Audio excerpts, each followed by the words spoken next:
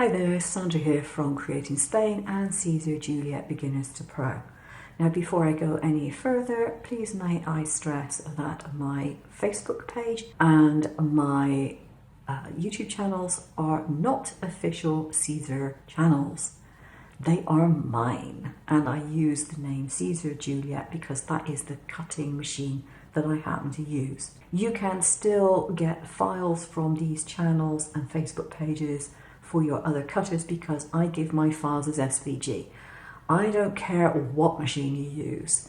I am into crafting and I want to help people do their crafting.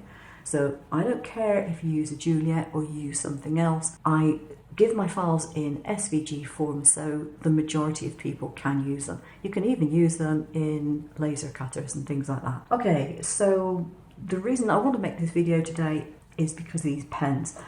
I had a project I wanted to do. I wanted to draw something with my machine and I wanted to colour it in, but I didn't want the ink to bleed.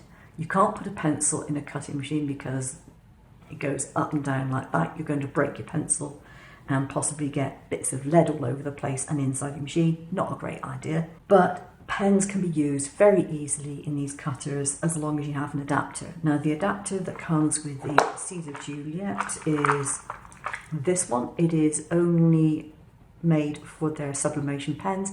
I think I've got one pen that fits it, but that's about it. So pretty useless from my point of view. They have yet to come out with a pen adapter for the Juliet or the Romeo. Now, if you are in the US, for example, you can buy a pen adapter. There is one that Sandy McCauley actually sells, which is a metal one, not the same style as this. Now there is a company that was working and printing pen adapters called Fun Prints, I think it was, but I recently saw a post from them that said that they were actually closing up and they wouldn't be doing it anymore. Now whether they are going to sell the business along the line, I don't know. A year ago or so, when I first got my Juliet, I decided I couldn't go without a pen adapter. I'm too used to having one. And we've got a 3D printer. I designed a 3D print and I came to the conclusion that these worked really, really well. Thanks very much, and that's what I've been using ever since. This is just like a tube because I have the occasional larger pen that I would like to put in my holder. It's too loose to put in the holder on its own, but it's too big to go in any of these because these have a certain wall thickness. And I just created this little tube that slit, and that does the job for some as well. So these pen holders will take most pens. So you literally just put it in and there we go, it clicks in and you have the nib stuck out at the end. So it works really, really well. These pens come in two nib sizes, a 0.1 and a 0.5. And I've got them three different colours. So this one being the dark grey, like so. And these are water resistant. It says on here they are Uni-pin, fine line, water and fade proof. And the I in pin looks like a dressmaking pin. It actually looks like a pin there, okay? So that is the type of pen I've got.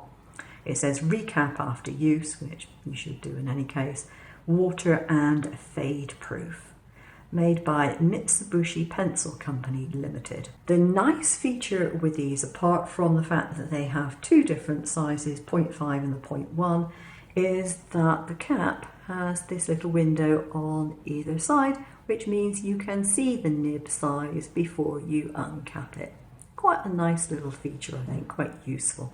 Also has the size printed around the barrel there. So I wanted to do some testing of them, which I've done, and this is watercolour paper. This is probably still damp, but I can put water over this and they don't smudge or bleed. Excellent. The colour that you can see on here, and this is not watercolour paper, this is just normal card, is alcohol marker, and that doesn't cause it to smudge or bleed either. So this is a very useful type of pen as far as I'm concerned. So yeah, thoroughly approve of these. Now I did have another brown one. These I bought on offer. They were €1 each. Now, the reason I'm making this video relatively quickly, I don't know if these are going to go out of stock, whether they were discounted because they're no longer going to be made anymore. I have no clue. Unfortunately, this one does not work at all. I think I have picked one up that was probably tested and tested and tested, and it's run out of ink. And I didn't test it before I left the store, which, that's the moral of the tale.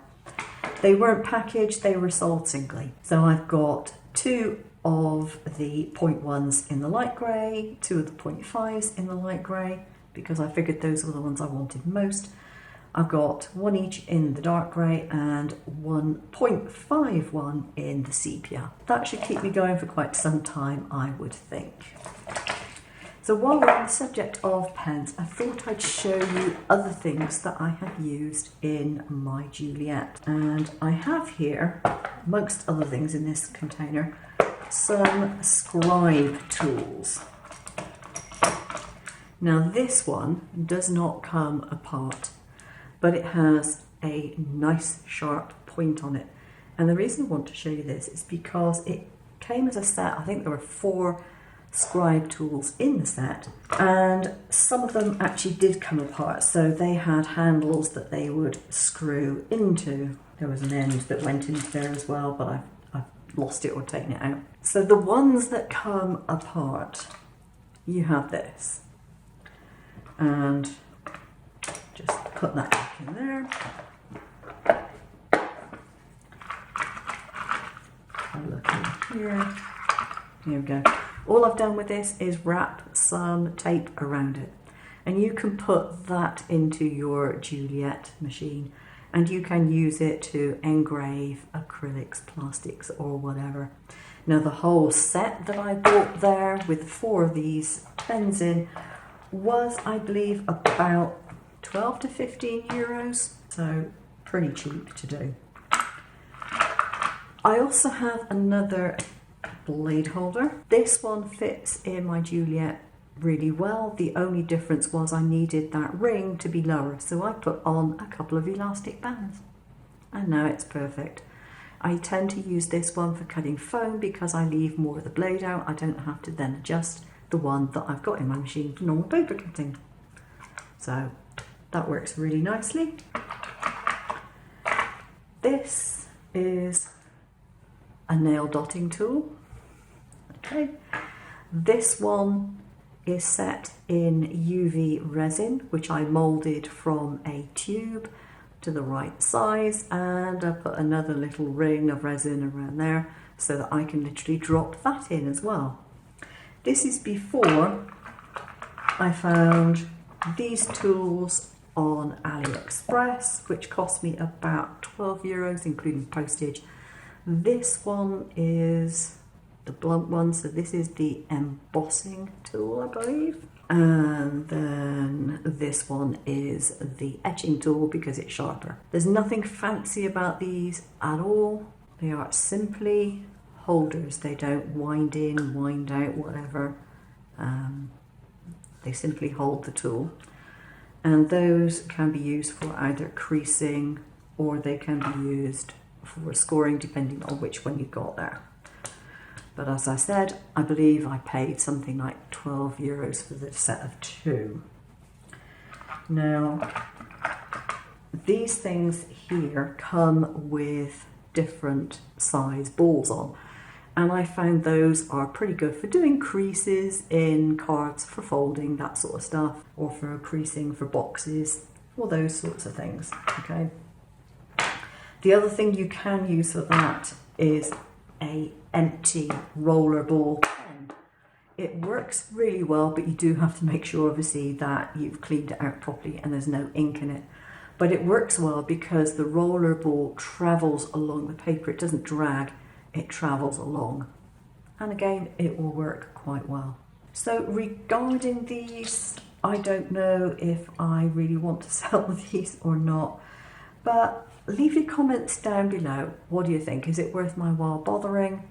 I have no clue. I forgot to mention, at least I think I forgot to mention, these pens are not alcohol markers. They do not work on non-absorbent material. So you couldn't, for example, write on this and expect it to stay there. It would rub off, okay? So not for plastics, not for non-absorbent papers. Just in case you're concerned about that. If you want to write on that kind of thing, then you need a CD marker type thing, a permanent marker that is for plastics. Okay, that is it for today. Thanks for watching. I'll see you again soon. Take care now.